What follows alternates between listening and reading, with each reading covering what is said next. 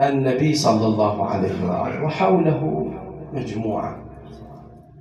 يقول اجى عبد الله بن عباس سأل أمير المؤمنين صلوات الله عليه،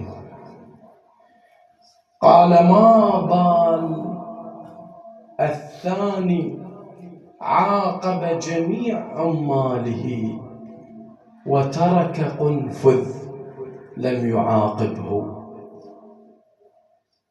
الخليفة الثاني، مصطلح الخليفة يطلق على طرفين، خليفة الحق وخليفة الباطل.